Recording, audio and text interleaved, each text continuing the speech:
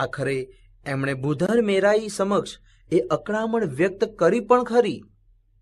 તમારો મીર તો ભારીએ લાલચુ લાગે છે. આટલી દાદ દીધી તોય હજી ધરમ નથી થતો. અમારે તો અહીં સીમાડે જ સૂરજ આથમી જશે એમ લાગે છે. વેવાઈની ફરિયાદ સાંભળીને તુરત ભૂધર મેરાઈ જાનનો માર્ગ રોકીને ઉભેલા મીર પાસે જઈ પહોંચ્યા અને મોટી સાથે સંભળાવ્યું, એલા ઢોસલા, આવો ભૂખાવડો ક્યાંથી થયો? આટલી બધી દાદ દીધી તોય હજી તને ધરવ નથી? આટલા પાવલા પડ્યા તોય હજી હાવ નથી કહેતો? પણ રમજુ તો પોતાની શરણાઈના સૂર સિવાય બીજું કાંઈ સાંભળે એમ ક્યાં હતો. કંટાળીને ભૂધર મેરાઈએ વહેવાઈને કહ્યું, ડોસાની ડાગડી જરાક ચસકી ગયેલ છે, દુખ્યો જીવ છે ને એમાંય પાછી પાકી અવસ્થા થઈ એટલે કળવકળનું ભાન નથી રહ્યું. એને ભલે કળવકળનું ભાન ના હોય, પણ અમારે અસુરું થઈ જશે એનું શું? તળસી વેવાઈએ તીખે અવાજે કહ્યું, એક તો બિકાળો મારક ને ભેગા જર જોખમ. હવે ભૂધર મેરાઈનો મિજાજ હાથથી ગયો. એમણે દાંત પેટે જમીન પર ફેંકાવેલા સિક્કા વીણીને પરાણે મીરની મુઠ્ઠીમાં પકડાવ્યા ને પછી એને હડસેલો મારીને કહ્યું, એલા લગરા, હવે તો મારક મોકળો કરીને ઘર ભેગો થા. હજી તો તારે કેટલાક રૂપિયા ઉકવવા છે કે પછી મીઠા ઝાડના મૂળ ખાવા છે? બાવામાં ગણ. ભૂધર મેરાઈના હડસેલાથી મીર હાલ્યો તો ખરો, પણ પોતાના ઘરને ગામને માર્ગે નહીં, સીમને માર્ગ, સણોસરાને કેડે. આ તો હજી સગડ નથી મેલતો. તળસી વેવાઈ કંટાળીને બોલ્યા, આ તો અમારી મોર્ય વેતો થયો, મર થાતો. સીમને માર્ગે સામે ચાલતા રમઝુને જોઈને ભૂધર મેરાઈએ કહ્યું, થાકશે એટલે એની મેળે પાછો આવતો રહેશે. અને પછી વેવાઈની છેલ્લી સૂચના તરીકે ઉમેર્યું, હવે ખબરદાર, એને રાતું કાવડિયું પણ આપ્યું જ છે. તો તમે પહેલેથી જ છૂટે હાથે દાદ દેવા માંડી એમાં ડોસો સોનાના ઝાડ ભાડી ગયો, પણ હવે ભૂંગળું ફૂંકી ફૂંકીને મરી જાય તોય સામું જોશોમાં. અને પછી બંને વેવાઈઓ ભાવે કરીને ભેટ્યા અને જાન સણોસરાને કેડે ચડી. રમજુ હજી પણ ધૂનમાં ને ધૂનમાં જાનની મોખરે ચાલ્યા જ કરતો હતો. પાછળ પાદરમાં ઊભેલા લોકો આ ગાંડા માણસની હાંસી ઉડાવતા હતા. પુત્રી વડાવીને કુટુંબીઓ ભારે હૈયે ઘર તરફ પાછા ફરતા હતા. ત્યારે સ્ત્રીઓએ છેલ્લું ગીત ઉપાડ્યું હતું.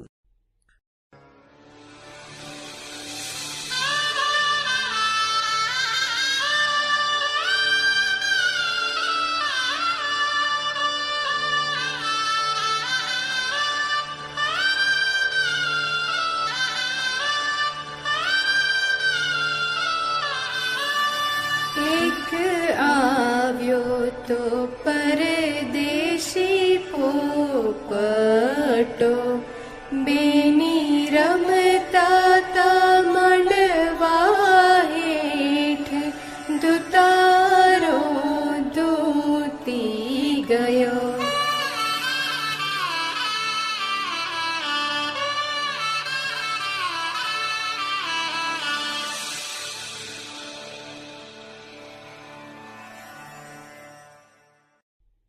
ધૂનમાં ને ધૂનમાં મોટા મોટા ડગ ભરતા રમજુને કાને આ ગીતના વેણ આછા પાતળા અથડાતા હતા, પણ એને ખ્યાલ નહોતો કે પોતે કઈ દિશામાં આગળ વધી રહ્યો છે.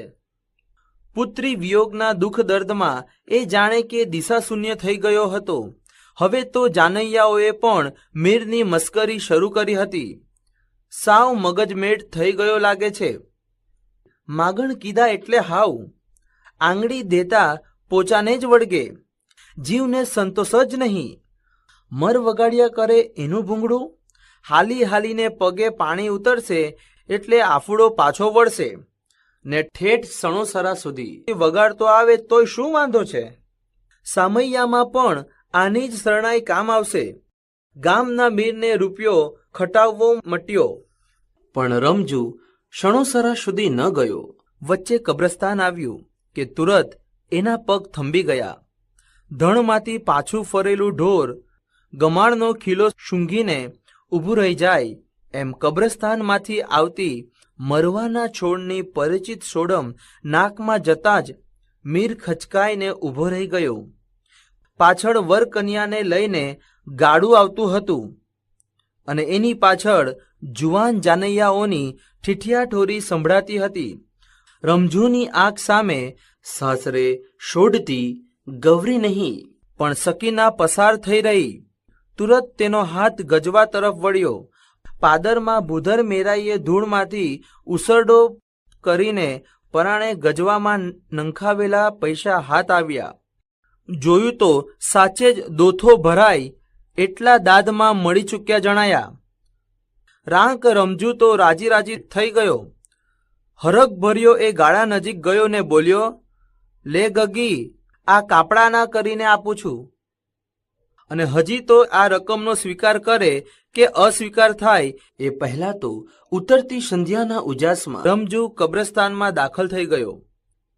એની એક આંખ સામે ગૌરીનું કાપડું ને બીજી આંખ સામે શકીનાનું કફન તરવરી રહ્યું. આ ચસકેલ માણસના આ વિચિત્ર વર્તાવ બદલ જાનૈયાઓ ફરી વાર ચેષ્ટા કરતા આગળ વધ્યા. દિવસને આથમથે અજવાળે રમજુએ મૃત પત્નીની કબર પાસે બેસીને સરસ